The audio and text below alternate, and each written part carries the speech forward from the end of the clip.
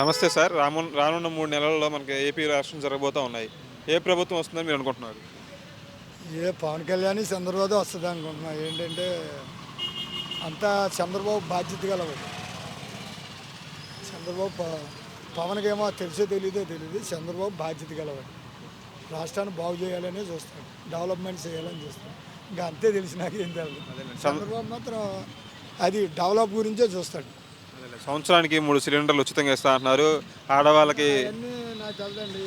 మంచి development Chandrababu TDP వస్తాం అని అనుకుంటున్నా. రావాలి జనాల్లో కూడా అదే ఉంది. నమస్తే సార్. రానున్న 3 నెలల్లో మన ఆంధ్రప్రదేశ్ రాష్ట్రంలో ఎలక్షన్ జరగబోతూ ఉన్నాయి. ఏ ప్రభుత్వం వస్తుందని మీరు అనుకుంటున్నారు? టీడీపీ ప్రభుత్వం వస్తుంది అనుకుంటున్నాను. అంటే ఎందుకు అనుకుంటున్నారు? అంటే ఏ అంశాలను పరిగణన తీసుకొని టీడీపీ వస్తుంది అనుకుంటున్నారు? అభివృద్ధి గురించి టీడీపీ వస్తుందని జనాల్లో ఉండదు అవగాహన. అంటే ఇప్పుడు వైసీపీ ప్రభుత్వం రాదంటారా? ఏం చెప్పలేము. ఆయన మంచి పని చేస్తే ఆయనకే వేస్తారు ఓట్లు. పరిపాలన మారాలనుకుంటున్నారు జనాలు, మారుతుందని నేను అనుకుంటున్నాను. జనసేన టీడీపీ కూటమి వస్తుంది. జనసేన బలపడింది బాగా. కంపల్సరిగా ఈసారి టీడీపీకి జనసేనకే వేస్తారు. ఏ ప్రభుత్వం వస్తుంది అనుకుంటున్నారు? తక్కువ మెజార్టీతోనే తెలుగుదేశం వస్తుంది. అంటే ఎందుకని తెలుగుదేశం వస్తుంది అనుకుంటున్నారు? ఎందుకంటే వీళ్ళు చేసిన పనులు బాగోలే. అదొకటి ఉన్న ఇంకొకటి ఏంటంటే అసలు ఏమి లేని వాళ్ళకి న్యాయం జరగట్లే. ఇదో మనం కష్టపడతాం వెళ్ళి 400-500 తెచ్చుకుంటాం వెళ్ళి. ఆ 400 అంటే సపోజ్ నేను మాట చెప్తున్నా, దాంట్లో నీకు మందు అలవాటు ఉందనుకో, 200 మందు తాగేస్తావు. ఈ 200 తీసుకొని వెళ్తే పిల్ల ఏం పోయి చెప్తావు? చంద్రబాబు ఉండేటప్పుడు ఎంత? క్వార్టర్ 40 రూపాయలు. ఈడున్నప్పుడు ఎంత? 250 రూపాయలు.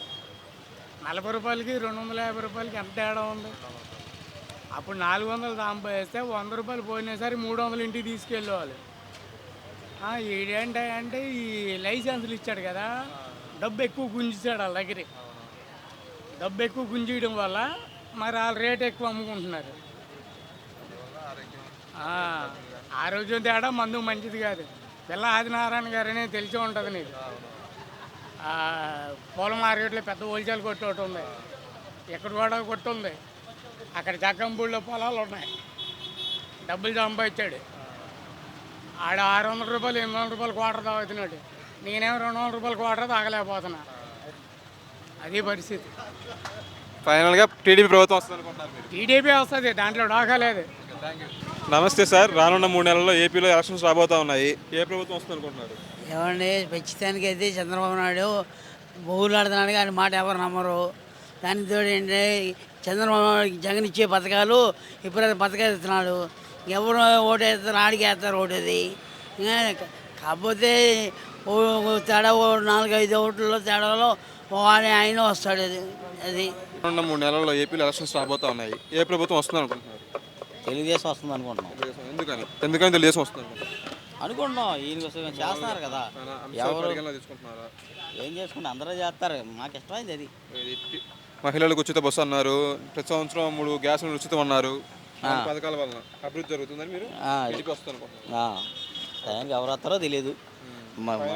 టీడీపీకి జగన్ గారేనండి. ఎందుకంటే పథకాలు అన్నీ బాగానే ఉన్నాయి ఏమండి. అందుకని చాలా బాగుంది ప్రభుత్వం. మళ్ళీ ఆయన వస్తేనే బాగుంటుంది గవర్నమెంట్. పక్క రాజశేఖర రెడ్డి గారి అభిమానులు అండి. మా ఓటు జగన్ గారికి. అవన్నీ రాజకీయాలండి. వాళ్ళకి డిపాజిట్లు ఏమి ఉండవు, ఏదో పేరుకి అంతే. వాళ్ళకి ఏమి ఉండదు, మూమెంట్స్ ఏమి ఉండవు. పెట్టే కాకపోతే ఏంటంటే ఆమె ఈ మధ్య కదండి వచ్చింది రాజకీయాల్లోకి. అంటే అంతకుముందు తిరిగింది, పాదయాత్ర చేసింది, ఓకే ఒప్పుకుంటాను. కాకపోతే ఏంటంటే ఆమె వేస్ట్, ఏమి రావు. వస్తే ఒక 5 సీట్లు రావచ్చేమో, లేకపోతే అయ్యి రాకపోవచ్చు. ఎందుకంటే జనసేన తెలుగుదేశం ఇవన్నీ ఉన్నాయి కదండి, దానివల్ల వైసీపీ.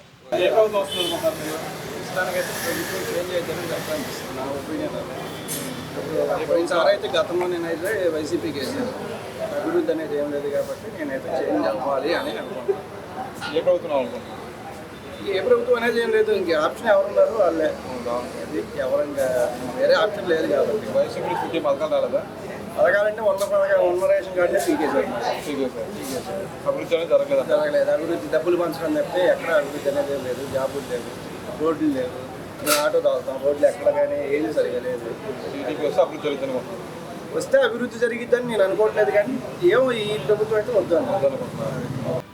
నమస్తే అన్న, ఏ ప్రభుత్వం వస్తుంది అనుకుంటున్నారు వచ్చే ఎన్నికల్లో? టీడీపీ వస్తుంది అనుకుంటున్నాను. టీడీపీ వస్తుంది అనుకుంటున్నారు.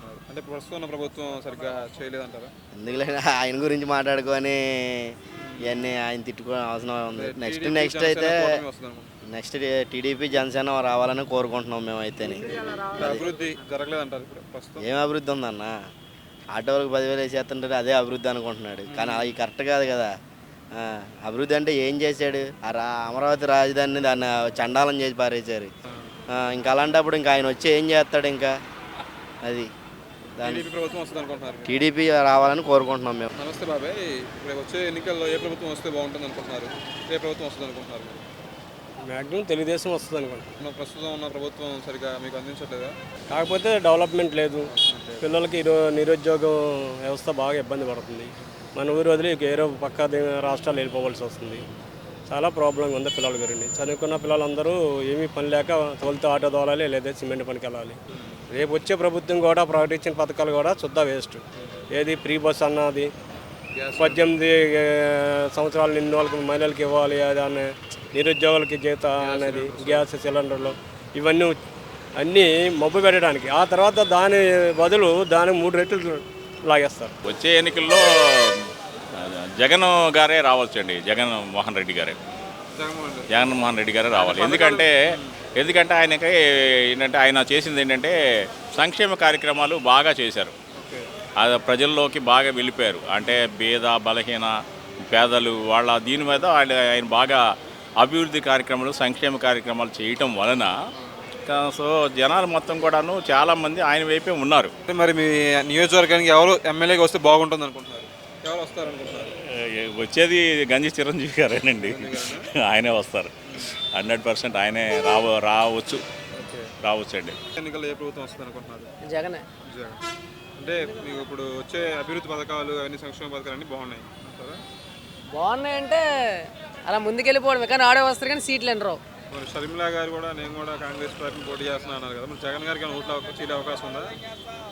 ఉంటుంది కానీ కాంగ్రెస్ కాదు, కానీ మరి టీడీపీ జనసేన పొత్తు కాబట్టి ఓట్లు ఇటు చీలుతాయి. కాంగ్రెస్ అంటే ఏముండదు. టీడీపీ వచ్చిందన్న. కానీ ఏ అంశాలు పరిగణన తీసుకొని చెప్పగలుగుతున్నారు అలాగా? ఎందుకంటే ఇక చంద్రబాబు నాయుడు లాంటి నాయకుడు మళ్ళీ మనం చూడలేము. ఆయన వస్తే అభివృద్ధి ఉంటుంది, ఉపాధి ఉంటుంది, అంతా ఉంటుంది. ఈయన 100 మంది దగ్గర దోసుకొని 10 మందికి పెట్టి మిగతా 90 మంది అయిపోట్లా. మాకైతే ఈ ప్రభుత్వం నచ్చలేదు, ఇది రాదు కూడా. పక్క టీడీపీ వచ్చింది, టీడీపీ రావాలి. రాష్ట్రం బాగుపడాలన్నా, ప్రజలకు ఏమైనా మేలు జరగాలన్నా ఈ ఉచిత హామీలు తప్ప ఏమీ అభివృద్ధి చేసింది ఏమీ లేదు. ఇంకా ఆ పార్టీ గురించి మాట్లాడుకోవడం అనవసరం. చేసిన విధానాలే వ్యతిరేకత, కసి.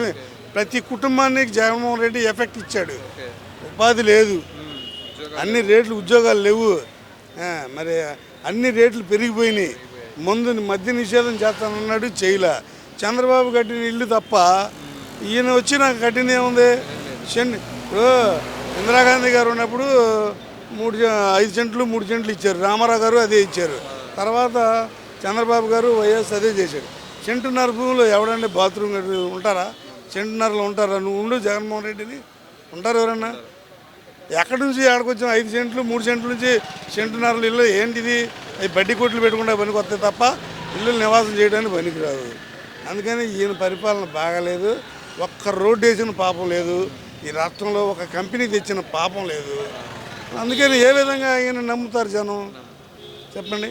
ఇప్పుడు ఆయన చేస్తేనే కదా జనం 5 ఏళ్ళు అవకాశం ఇచ్చారు, 151 సీట్లు ఇచ్చారు. పరిపాలన చేయాలి. ఇసుక నిషేధం చేశాడు, పనులు లేకుండా చచ్చిపోయారు భవన నిర్మాణ కార్మికులు. రియల్ ఎస్టేట్ రంగం కుదేలైపోయింది, లేదు. బిల్డింగ్లు కట్టేవాళ్ళు ఆత్మహత్యలు చేసుకున్నారు. అప్పుడు కట్టిన కాస్ట్ అంతా ఇప్పుడు ఇసుక బ్యాన్ చేసేలా ఖరీదు అయిపోయింది. డబ్బులు కట్టినాడు, ఆడి మీద వెళ్ళి పడుతున్నాడు, ఆత్మహత్య చేసుకున్నాడు. బిల్డర్లో ఫ్లాట్ కొనేవాళ్ళు లేడు. ఎస్సీల భూములు లాక్కున్నారు ఈ ప్రభుత్వం. ఎస్సీలకి ఏం చేసింది లేదు. దళితులకు 27 పథకాలు రద్దు చేశారు. అంబేద్కర్ విగ్రహం ఒకటి కట్టాడు, కానీ ఏం లాభం? అంబేద్కర్ చదువుకుంటానికి అంబేద్కర్ గారి పేరు అయితే తీసావు, ఆయన పేరు బొమ్మ కడితే వచ్చిద్దా?